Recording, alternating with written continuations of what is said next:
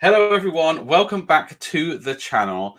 Today I am joined by none other than Jeremy. Normally I introduce Jeremy as the Dark Lord Malekith, but I think the I'm big-eared going through an mouse is identity crisis at the moment, I think. the big-eared mouse is looming, so maybe I should call you Malarian. Um, yeah, and we are going to talk about legacy factions, tournament bans, and the new PDF rules. We're going to be giving you our hot takes. Jeremy is here by popular demand. Adrian, a subscriber, has requested for Jeremy to come on and share the pain of being a Dark Elf player at the moment. So welcome back, Jeremy. Oh, it's great to be back. All right, Jeremy. So you have been collecting Dark Elves now since we were schoolboys. I mean, I've been in the hobby for over 20 years, and you've been in the hobby since before I was in the hobby. And Dark Elves have been your faction. They've always been a core faction of the game. They seem to always get an army book every edition, and in one edition they got 2 army books because of a rewrite and a petition and all the rest of it. How do you feel about them now not being a core faction in the game? Okay, so how do I feel about them not being one of the key factions? I guess slightly disappointed, but not entirely surprised, I guess would be my answer. I've got to be honest, looking through the rulebook and not seeing any pictures of any lovely Dark Elf miniatures is a bit of a shame. Going through the High Elf entries and looking at the great pains that GW's taken, not to mention that the High Elf's greatest enemy is Dark Elves, was quite entertaining to see. There was a sort of a nebulous reference to even other elves, which I thought showed the great pains that GW's taking to avoid any mention of them. So it does feel a bit like Stalin has taken a great big brush and swept certain races out of the law. But I have to be slightly pragmatic about it.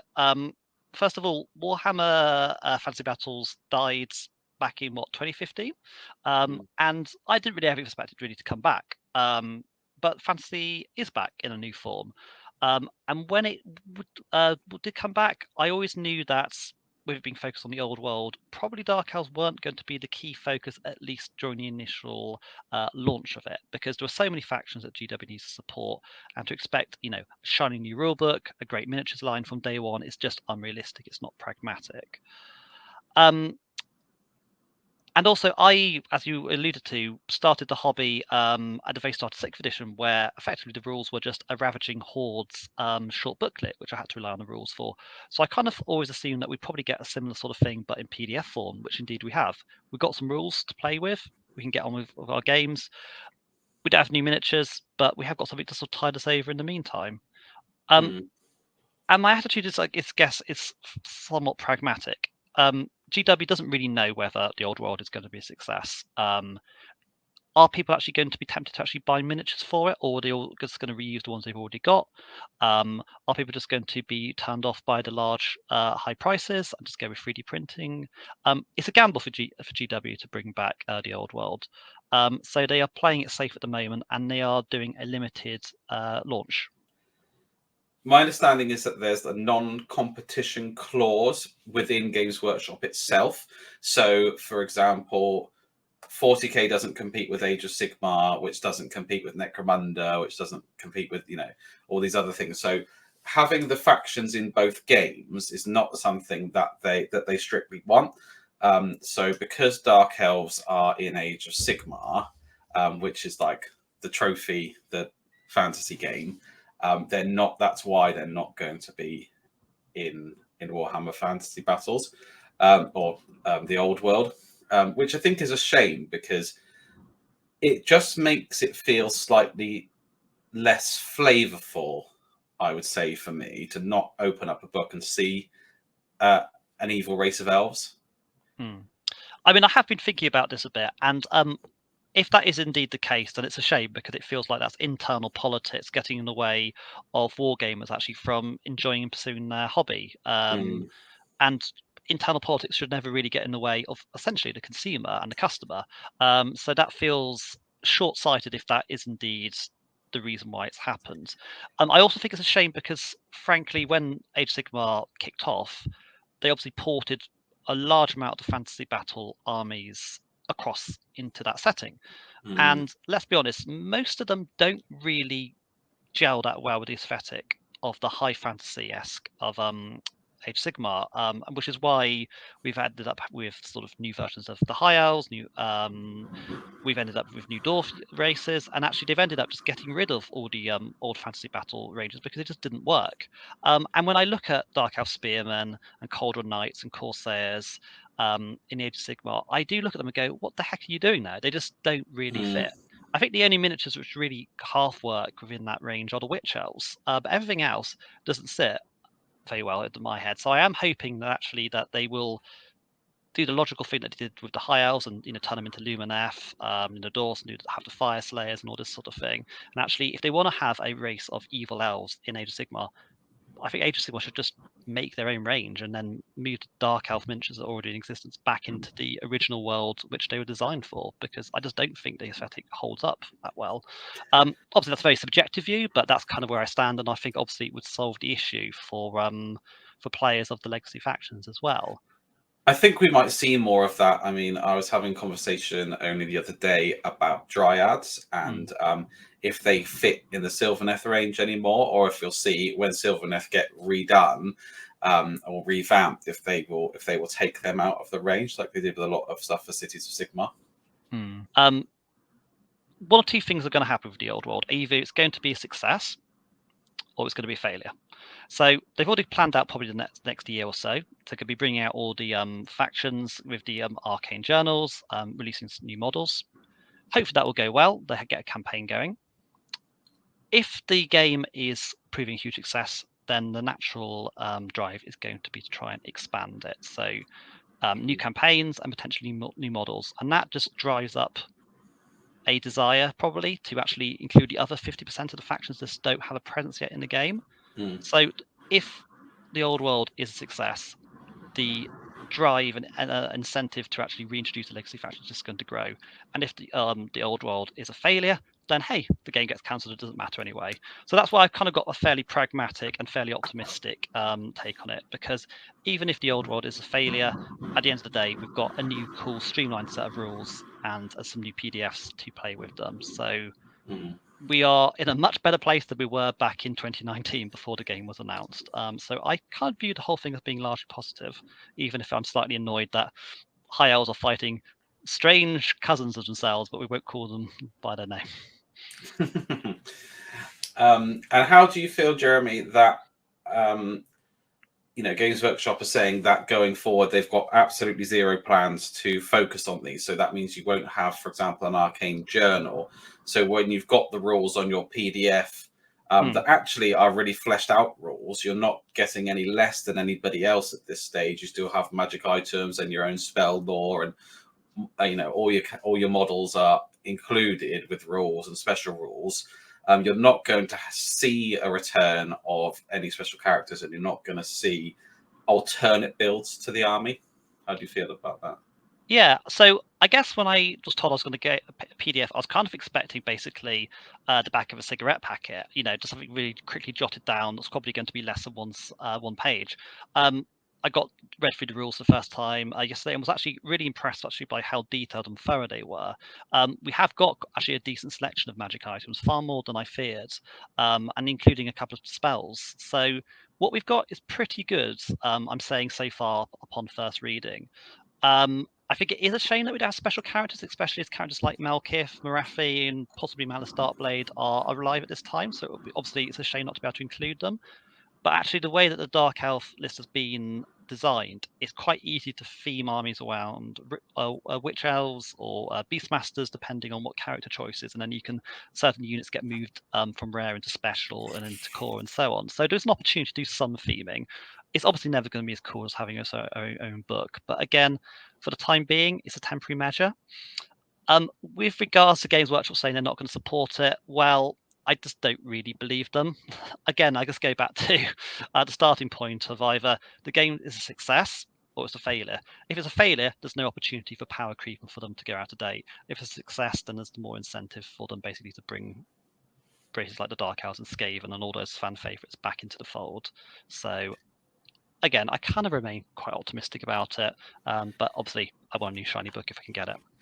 I do really think that what you've got is very solid. From what you said from first reading of the PDF rules, you know, I was quite excited about what I read about the Dark Elves and how fully fleshed out they are, and I don't think there's any reason why you can't use this, you know, for years to come. Now, I know you're probably going to roll your eyes at what I'm about to say because I always say this, but Wood Elves got a 6th edition book and didn't get a 7th edition book, and then got a book at the end of 8th edition. And for all that time, I could still play with the 6th edition rules throughout the different editions. And, you know, others did it, Bretonians, for example. If the rule set is good to begin with, there's no reason why you can't keep up and play through subsequent editions. And actually, there was enough in the lists. You know, I can remember changing the play style. In 7th, I went more kind of monster heavy than how I was in 6th. And there was enough to kind of model your way through. And I'm hoping that that's what you've got now. And then a thing I want to say in terms of, oh, there won't be any future model releases. Well, if I was a Lizard Man player, I would be thinking, well, thank goodness they're not going to bring back the old slam. Thank you very much, Games Workshop. I'll buy the new updated one. You know, Exactly. actually, these legacy races that are unsupported have actually got some of the biggest model ranges that you can go and buy today, which is really funny because, you know, Tom and I have signed up to an Old World tournament, and I'm looking at, should I take the Tomb Kings or should I take the Wood Elves? And I was looking at, do I need to get another box of Glade Guard? Well, I can't get another box of Glade Guard. But if I played a legacy faction that is not supported, I could just go and buy a box off the shelf tomorrow if I wanted to. I think it's a really good point. So yeah, for example, I'm going to replace my Harpies with the Age of Sigmar Flying Witch Elf unit that I can't remember the name of because Canary. I prefer it. That's the one. Thank you. I'm going to start to introduce some of the Medusas, maybe as unit fillers. Maybe replace the Blood Shrine Medusa with them. So yeah, absolutely. With some of the new skirmish games that Games Workshop produces, some nice shade-like units, I might introduce them. So yeah, Games Workshop is producing evil elf models. I'll use them as I see fit. As I think everyone should. It's a really good point. Actually more supported than the supported factions. If you think about it, it's just very funny, isn't it? I think. And lastly, we were going to touch on tournaments, weren't we, Jeremy? So, in one of the articles, it was said that these legacy factions will not be allowed in certain tournaments or in Games Workshop tournaments. Thoughts and feelings? Well, I think first of all, I've got a background in marketing communications, and so Games Workshop going out with the word illegal seemed to me to be shooting itself in the foot. That's a very emotive and very strong word, and you've got people who are very passionate about the army, so being told that they are now illegal was, I think, quite clumsy. So hopefully Games Workshop will be a bit more subtle with the language it uses in future, because it's just going to wind people up unnecessarily. You shouldn't be trying to alienate your customer base. Fundamentally, and this is obviously a very subjective opinion, I'm not much of a tournament player.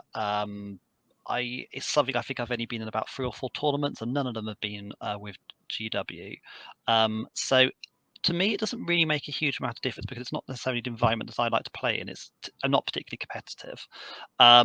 But I think it's really worth mentioning that there are so many tournaments that GW doesn't run. For example, even my local city's gaming group, they've already planned a tournament for the Old World for March. And the first thing they said was, yes, of course, we're going to allow the legacy factions. So people are just going to do their own thing and ignore what Games Workshop says. So there's a huge range of tournaments out there. So explore your local community, see what tournament scenes are like there, and you will definitely find players and groups that are willing to accommodate your race. So I would say, don't worry about it. Although that is easy for me to say because it's not really my thing, but there's definitely opportunities to do it. I think Games Workshop, their their tournaments, even in the UK, are few and far between. And then when you look outside to America or Australia or other countries, there'd be even fewer and further between, if not non-existent. So they're only talking about a very small proportion, and it's just such a shame, as you were saying before, that although Games Workshop write the rules and produce the models, it's our game, if you know what I mean. Yeah. And thank goodness for the community, because the community have been filling in the gaps for a long time in Warhammer Fantasy Battles anyway, with comp and different tournament packs and trying to balance things, and then letting you continue to play through the Ninth Age and Warhammer Armies project. So I'm just so thankful that the community is so strong and so inclusive of just wanting everybody to be able to be included and play with the toys and with the armies that they love, that it's not going to be an issue if it's crept through on one article. And I do wonder what the internal conversations are at Warhammer World behind the closed doors at letting that go, because it just seems very strange. It does seem strange, and I don't see much benefit for Games Workshop beyond trying to force players to maybe collect an army that they don't already have. That's the only real reason I can see for doing it. Apart from that, it just seems to be unnecessarily antagonistic.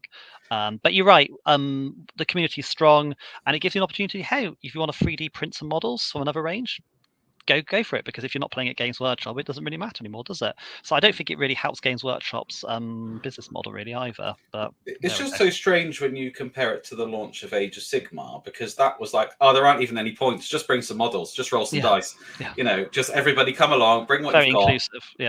And this seems to be kind of the opposite. It's just unusual, but thank goodness that the tournament I'm going to, you can play whatever faction you wish.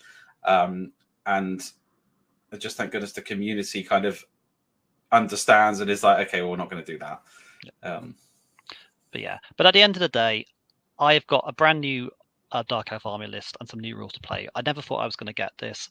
The rules seem quite balanced. They're not as overpowered as they were in 8th edition. Everything's been toned down, but it still feels like a competitive army. Much better than limping through 6th edition to such an extent that we needed actually to force Games Workshop to do another version of the rules. So they look like a good set of rules from first glance. I'm looking forward to getting to know them and play with them. I'm looking forward to getting back into the hobby and playing a new version of Warhammer, which seems to be like a nice iteration from previous editions we played. So yeah, I'm feeling really positive about it. I'm just so pleased we got you back, Jeremy, and I'm pleased to see you so positive. As somebody who, when the end times happened, you didn't burn your Dark Elf army, but you definitely shelved your Dark Elf army. It's just great to have you back and enthused and excited, and it's great that you haven't been wobbled by the fact that Games Workshop have said these things like, oh, you won't be welcome in our tournaments and we're not going to support you in the future. But I didn't really know what I'm trying to say, but it's just good to have you back. No, positive sentiments I think are good. Yeah. Let's be positive about the game and hopefully encourage the community to feel the same way. Goodness me. Well, Jeremy, this isn't going to get the clicks and the views that I was expecting. It's not going to be the title can't be Games Workshop has ruined everything. I'll tell you what, when we go for the Dark Elf rules, we come up with some really controversial points or some really hot takes on that, and then we can put something in big titles over the thumbnail. Yeah, and we can have angry faces as well. As long as you put an angry face in the video, then that that generates the clicks, doesn't it? All right. Well, thank you very much, everyone who has tuned in. Jeremy and I will be back to talk Dark Elves in the future once we've gone through the rules and we've had a look at it. We're going to do a proper deep dive into the faction and how to play them, and have a look at some sample army lists and things like that. But in the meantime, thank you very much for watching, and we will catch you next time.